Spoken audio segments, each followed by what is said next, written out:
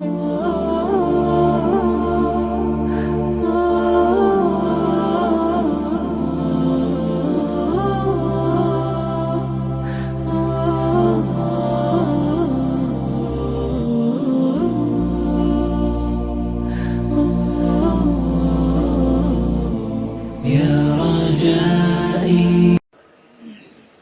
ভাইরা, এখানে আপনারা অনেকে ফ্ল্যাগ নাড়বেন, নেড়েছেন, হয়তোবা আবার নাড়বেন। দুটো ফ্ল্যাগ ছাড়া কোনো ফ্ল্যাগ এখানে উঠবে না। একটি বাংলাদেশের ফ্ল্যাগ আর একটা বাংলাদেশ জামাতে ইসলামীর লোগো সম্বলিত ফ্ল্যাগ। এর বাইরে মেহরবানি করে কোনো ফ্ল্যাগ এখানে উড়াবেন না। কারো হাতে থাকলে এটা নিচে রেখে দেবে। যেই মামুনুল হক কালেমা খচিত কালো পতাকা নামিয়ে ফেলতে বলল, ওই মামুনুল হকের উপর থুতু নিক্ষেপ করি। এই কালো পতাকাটা নামানো।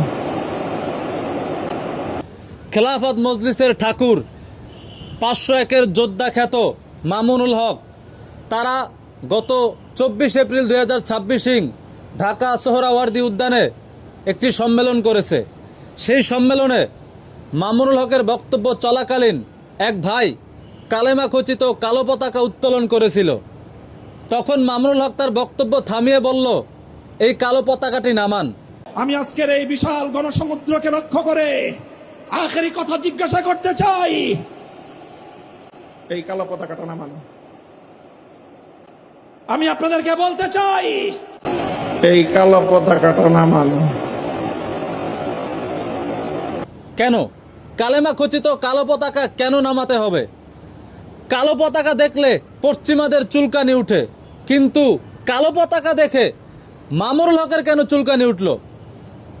যেই পতাকার বিষয়ে প্রিয় নবীজি সাল্লাল্লাহু আলাইহি ওয়াসাল্লামের ভবিষ্যৎবাণী আছে, মুস্তাদরাক আলা সহিহাইনের সহিহ হাদিস, প্রিয় নবীজি সাল্লাল্লাহু আলাইহি ওয়াসাল্লাম বলেছেন, ইজা রাআইতুমুর রায়াতি সৌদা, যখন তোমরা কালো পতাকাবাহী সৈন্যদল দেখবে, খরাজাত মিন কিবালি খোরাসানা, যারা খোরাসান থেকে বের হবে, ফাতুহা ওয়ালাউ হাবওয়ান, তোমরা হামাগুড়ি দিয়ে হলেও তাদের কাছে যাও। আল বাদউ ওয়াত তারিক, এই কিতাবে আরেকটু এসেছে, ফাস্তাকবিলুহা, তোমরা কালো পতাকাবাহী সৈন্যদেরকে স্বাগত জানাও। তাহলে যেই কালো পতাকা দেখলে প্রিয় নবীজি সাল্লাল্লাহু আলাইহি ওয়াসাল্লাম ভবিষ্যৎবাণী করে গিয়েছেন, স্বাগত জানাতে বলেছেন, সেই রকম কালেমা খচিত কালো পতাকা মামুনুল হক নামিয়ে ফেলতে বলল। পশ্চিমাদের আর কত দালালি করবে মামুনুল হক? নির্লজ্জের মতো পশ্চিমাদের আর কত পা চাটবে মামুনুল হক? গণতন্ত্রের পূজা করতে করতে মামুনুল হক এতটাই নিচে নেমে গেল যে তার কাছে কালেমা খচিত পতাকার সম্মানের চেয়ে পশ্চিমাদের স্বার্থ রক্ষা করা বড় হয়ে গেছে। আর এই মামুনুল হককেই কিনা কৌমিদের পোলাপাইন কথিত লিডার মনে করে। থুতু নিক্ষেপ করি এইরকম লিডারদের উপর, যেসব লিডারদের কাছে পশ্চিমাদের স্বার্থ বড় হয়ে যায়, যেসব লিডাররা কালেমা খচিত কালো পতাকা নামিয়ে ফেলতে বলে। সে তো নিজেকে আলেম দাবি করে, সে তো জানে যে কালো পতাকার বিষয়ে প্রিয় নবীজি সাল্লাল্লাহু আলাইহি সাল্লামের ভবিষ্যৎবাণী আছে। তো সেই রকম কালেমা খচিত কালো পতাকার বিরুদ্ধে কিভাবে মামুনুল হক বলল যে এটা নামিয়ে ফেলেন? পশ্চিমাদের খুশি করার জন্য প্রিয় নবীজি সাল্লাল্লাহু আলাইহি সাল্লামের হাদিসের বিরুদ্ধে গিয়ে কালো পতাকা নামিয়ে ফেলতে বলল মামুনুল হক। আপনারা কওমির ভাইরা যারা আছেন, এখনো সময় আছে, এই মামুনুল হকের বিষয়ে সতর্ক হন, সোচ্চার হন। এই মামুনুল হক জামাতের দালালি করতে করতে, পশ্চিমাদের দালালি করতে করতে, গণতন্ত্রের পূজা করতে করতে নিজের ইমানকেও এখন বিসর্জন দিয়ে দিতেছে। কালেমা খচিত কালো পতাকায় নামিয়ে ফেলতে বলতেছে। আপনারা এই কথিত পশ্চিমাদের পাঁচাটা দালালকে লিডার মানেন? এখনো সময় আছে, এই মামুনুল হককে আপনারা বয়কট করেন, নতুবা আপনাদের সামনের পরিস্থিতি আরো খারাপ হবে।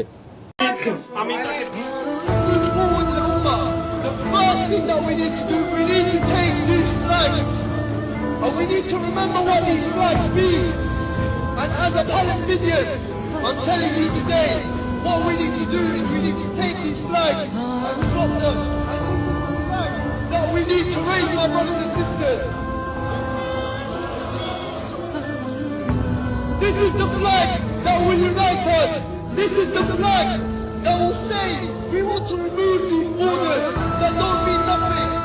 All they do is separate us.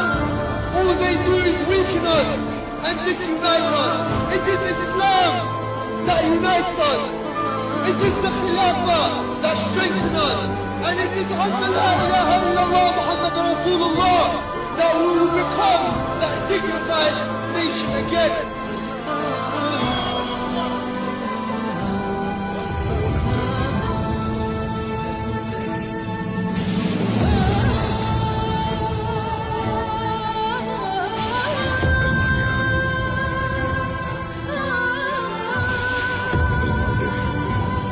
ফজরের নামাজ শেষে লা ইলাহা ইল্লাল্লাহ, প্রস্তুত হয়ে নামবো মাঠে লা ইলাহা ইল্লাল্লাহ, তাসবিহাতে ঈমান বুকে লা ইলাহা ইল্লাল্লাহ, কালেমা মুখে কলবে কিতাব লা ইলাহা ইল্লাল্লাহ, পাগড়ি বেঁধে স্বপ্ন চোখে লা ইলাহা ইল্লাল্লাহ, সিলাহ নিয়ে মিসওয়াক বুকে লা ইলাহা ইল্লাল্লাহ, বিদায় মাগো যুদ্ধে যাব লা ইলাহা ইল্লাল্লাহ।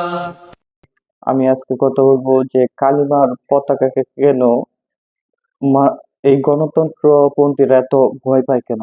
তার কারণ হচ্ছে যে যারা গণতন্ত্রের মাধ্যমে নির্বাচন করে তারা সবসময় পশ্চিমাদের পা চাটে এবং পশ্চিমাদের নানাভাবে খুশি করার চেষ্টা করে।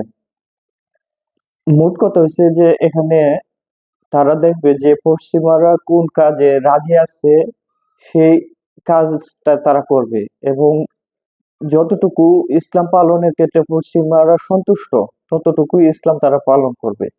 এবং এই জন্য আমরা দেখি যে বিভিন্ন গণতন্ত্রপন্থীরা যারা নির্বাচনে আগে বিভিন্ন ধরনের কথা বলে, সরিয়ে নেওয়ার কথা বলে, সরিয়া বাস্তবায়নের কথা বলে, কিন্তু তারাই নির্বাচনে ক্ষমতা যাওয়ার পর কিংবা যে ইসলামিক দলগুলা নির্বাচনের মাধ্যমে ক্ষমতা যেতে চায় তারাও কি করে এই শরিয়া কায়েম করতে বলে, কিন্তু তারা কি করে শরিয়ার পতাকাকে তারাই স্ক্রিপ্ট করতে বাধ্য করে, তারাই শরিয়ার পতাকা নামাতে বাধ্য করে, তারাই বলে যে আমাদের পতাকা হচ্ছে আমাদের দলের পতাকা এবং বাংলাদেশের পতাকা, এছাড়া আর কোনো পতাকা আমাদের জন্য এলাও না। তেমনি ভাবে এই কালিমার পতাকাকে যারা নামিয়ে ফেলে তাদের মূল টার্গেট যাতে তাদের পশ্চিমা বাবারা যাতে তাদের প্রতি অখুশি না হয়, তাদেরকে খুশি করার জন্যই আসলে এই কালিমার পতাকাকে তারা নামিয়ে ফেলে। এখন এটা মনে রাখবেন যে যারাই ইসলামিক গণতন্ত্রের মাধ্যমে যারা নির্বাচনে অংশগ্রহণ এবং গণতন্ত্রের মাধ্যমে ক্ষমতা যাওয়ার চেষ্টা করছে তারাই ব্যর্থ হয়েছে। এমনকি আমরা পাকিস্তানেও দেখছি ব্যর্থ হয়েছে, মিশরে ব্যর্থ হয়েছে, আলজেরিয়াতেও ব্যর্থ হয়েছে। এই যে এত এত ব্যর্থ গল্প আমরা শুনতেছি, তারপরে আমরা কি করতেছি, এখানে আমরা যাইতেছি। যখন তিউনিসিয়ায় পতন হলো মুসলমানদের, যারা ইসলামিক গণতন্ত্রপন্থীরা, তখন তারা অনেক আপডেট হয়েছিল, পশ্চিমাদের কথাই তারা সবকিছু করার জন্য প্রস্তুত ছিল, কিন্তু তারপরেও তাদের কিছু কিছু ইসলামিক কর্মকাণ্ডের কারণে এই আন্নাহাদাকে নামায়া দেওয়া হয়েছে। তারপরে যে এই দোকানের কথা, যে দোকান এত বছর ধরে ক্ষমতায়, তারপরে কি করতে পারে না, শরিয়া কায়েম করতে পারে। কারণ কি, এই গণতন্ত্র হয়েছে যে আল্লাহর বিধান বাদ দিয়ে জনগণের বিধানকে প্রতিষ্ঠা করে। অনেকে বলে গণতন্ত্র কুফর, হারাম। এখন বলে না কি কারণে হারাম। গণতন্ত্র হয়েছে যে অধিকাংশ লোকের কথা মাইনে চলতে হবে, আর যারা সংসদে নির্বাচিত তাদেরকে বলা হয়েছে আইন প্রণয়তা। সংসদের কাজ হচ্ছে আইন প্রণয়ন করা, কিন্তু আল্লাহ সুবহানাহু ওয়া তাআলা বলেন যে ইনিল হুকমু ইল্লা লিল্লাহ, যে হুকুম দেওয়ার ক্ষমতা একমাত্র আল্লাহ তাআলা। কিন্তু এখানে তারাই কি করতেছে, এই আইন প্রণেতা আল্লাহ তাআলাকে বাদ দিয়ে তারা নিজেরাই আইন প্রণেতা হয়ে গেছে। তাছাড়া যে বিষয়টা, মূল বিষয়টা হচ্ছে, আপনি যদি তুরস্কের কথা চিন্তা করেন, তুরস্ক এখনো শরিয়া কায়েম করতে পারে না এবং পারবে না। কারণ কি, আমরা জানি যে একটা গড় যখন পুরান হয়ে যায় সেটাকে আমরা সংস্কার করি, মানে কি, যেগুলা নষ্ট হয়ে গেছে সেগুলা চেঞ্জ করে আবার এটাকে আমরা ঠিক করি। এটা হচ্ছে সংস্কার, জোড়াতালি দেওয়া। এখন ইস- এখন যদি আমরা জানি কোনো সংবিধান যদি সংস্কার করতে হয়, ধরেন বাংলাদেশে 2/3 সমর্থন লাগবে, তাহলে ধরেন 300 এমপির মধ্যে 200 এমপির সমর্থন লাগবে, এবং অন্য অনেক দেশে আরো অনেক নিয়ম কানুন আছে, এবং সংবিধানে অনেক কিছু সংস্কার করা যাবে না, মৌলিক বিধান সমূহ, এবং আরো অনেক সমস্যা আছে। এখন মুসলমানদের সংবিধান হচ্ছে কোরআন। এখন যদি আমরা এই এর মাধ্যমে যে ক্ষমতা গ্রহণ করি, তারপরে কি এই সিস্টেমের ভিতরে যাইতে যাইতে আমরা কি হয়ে যাবে, আমরা যতই আমরা যেরকম থাকি কেন না কেন, তাদের সিস্টেমে ঢোকার পর আপনাদেরকে বিভিন্ন শর্ত আরোপ করবে, আপনার নিবন্ধনই তো বাতিল করে দিবে যদি তাদের শর্ত অনুযায়ী আপনি না চলেন। যেটা আমরা দেখেছি, আমরা কি দেখেছি, যে ইসলামী শাসনতন্ত্র, তাকে শাসনতন্ত্র বাদ দেওয়া হয়েছিল। কারণ কি, যে সংবিধানের ইসলামিক ব্যবস্থাকে তারা অ্যালাউ করে না, তাহলে এখানে ইসলামিক শাসনতন্ত্র হতে পারবে না।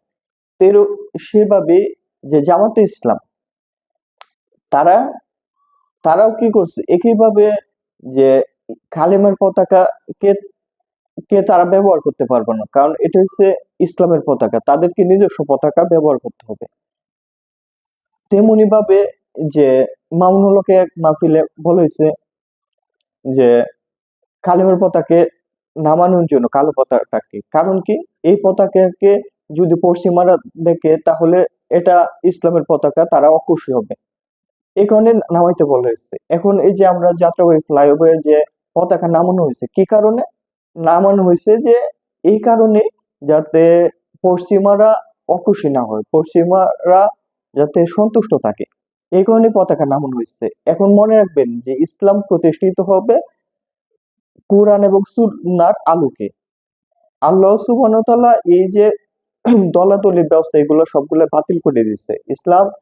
ইসলামের ক্ষেত্রে এই দলাদলি সিস্টেমটা সম্পূর্ণভাবে বাতিল, এবং যারাই গণতন্ত্র ভিতরে গেছে তারাই কি, তারাই তারাই ধ্বংস হয়ে গেছে। এবং এই 100 বছরে আমরা গণতন্ত্রের মাধ্যমে কোনো দেশে শরিয়া কায়েম করতে পারি না। হাদিসে আছে মুমিনরা এক গর্তে দুইবার ধ্বংসিত হয় না, কিন্তু আমরা শত শতবার এই একই গর্তে ধ্বংসিত হইতেছে, সেটা হচ্ছে গণতন্ত্রের গর্তে। এখন আমরা অনেকেই মনে করে, অনেক ভাই মনে করে যে আমরা তো ইসলামিক দলের বিরুদ্ধে কথা বলি না ভাই।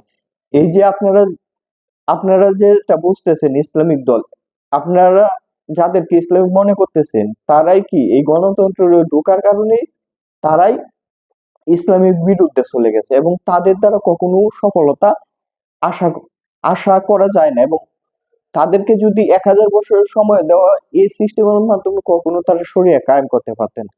মিশরে কি করা হয়েছিল, মিশরে শরিয়া কায়েম করা হয়েছিল, কিন্তু মুরসি বলছিল যে শরিয়ার দিকে যাবে, এতে করে মুরসিয়া নামায় দিয়েছে। এখন যদি আমরা ইমরান খানের প্রশ্ন করি যে আপনি শরিয়া কেন কায়েম করতে পারেন, তাহলে অবশ্যই তিনি বলবেন যে শরিয়া কায়েম করতে তো সংবিধানে বাতিল করতে হবে, সংবিধানে বাতিলের তো কোনো সিস্টেম নেই। তাছাড়া এখন যদি সংস্কার করি, ছোটখাটো আইনগুলা সংস্কার করা যায়, যেটা আমরা দেখছি, কিন্তু শরিয়া কখনো কায়েম সম্ভব না। এতে করে বিরোধী দল আছে, সেখানে আন্দোলন করবে। এছাড়া বড় কথা বিষয় হচ্ছে, যারা এই যে এই নির্বাচনের মাধ্যমে আল্লাহর ক্ষমতাকে নিজের হাতে তুলে নিয়েছে, এই কারণে এই সিস্টেমের মাধ্যমে আল্লাহ কখনো সফলতা দিবে না। কারণ হচ্ছে ইসলামের বিরুদ্ধে গিয়ে, ইসলামের যেটা হারাম করছে সেটার মধ্যে আপনি গেলেন এবং ওইটার দ্বারা কাজ করলেন, কখনো এইগুলাতে আল্লাহ সন্তুষ্ট হবে না। ইসলামের বিরুদ্ধে গিয়ে আপনি ইসলাম কায়েম করবেন, এটা তো দিবা স্বপ্নের মতো।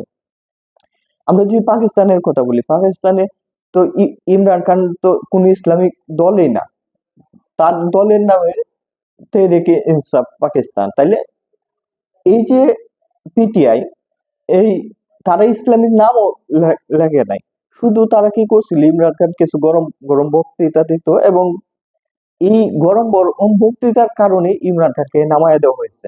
তাহলে এটাই বুঝতে হবে যে যারা গণতন্ত্রের মাধ্যমে যাচ্ছে, তারা এই ইসলামের বিরুদ্ধে গিয়ে পশ্চিমাদের পা চাটবে, এবং এতে করে পশ্চিমারা খুশি হবে না। পশ্চিমারা খুশি হবে তার প্রতি যারা পশ্চিমাদের আদর্শ অনুযায়ী তাদের দেশ পরিচালনা করবে। পশ্চিমাদের পালা কুকুর হিসেবে তাদের নির্দেশ মানবে, তাদেরকে তারা ক্ষমতায় বসাবে। আপনারা যারা ইসলামের জন্য চেষ্টা করতেছেন, দেখেন ইতিহাস থেকে শিক্ষা নেন, আপনি এরদোগান থেকে শিক্ষা নেন, একে পার্টি থেকে শিক্ষা নেন। এই কারণে আমরা বলি যে আপনারা ইতিহাস থেকে শিক্ষা নেন। ইতিহাসের যে বড় একটা শিক্ষা, এটা হচ্ছে যে ইতিহাস থেকে মানুষ কখনো শিক্ষা নেয় না। আর একটা কথা মনে রাখবেন, ইসলাম কোনো ব্যক্তির আবেগ দিয়ে চলবে না, কোনো দলের নেতার দ্বারা পরিচালিত হবে না। ইসলাম পরিচালিত হবে সহি দলিলের মাধ্যমে। ইসলামের বিধানগুলো অবশ্যই দলিল অনুযায়ী পালন করতে হবে আমাদের। যারা মুখে গণতন্ত্রের মাধ্যমে মুসলমানদেরকে বিভ্রান্ত করতেছে, তারা কখনো সফল হতে পারে না এবং পারবেও না। কারণ কি, তারা ইসলামের বিরুদ্ধে চলে গেছে। যেখানে এর বিরুদ্ধে চলে গিয়ে ইসলাম প্রতিষ্ঠা করবেন, এটা আবার কিরকম কথা? আপনি যা প্রতিষ্ঠা করবেন তার বিরুদ্ধে আপনি অবস্থান করতেছেন, তাহলে কিভাবে আপনি প্রতিষ্ঠা করবেন? আমরা এই অবুঝ বলি যে আপনারা সত্যের দিকে আসেন, যারা কোরআন সুন্নাহ দলিল অনুযায়ী সবকিছু পরিচালনা করতেছে তাদের দিকে ফিরে আসেন।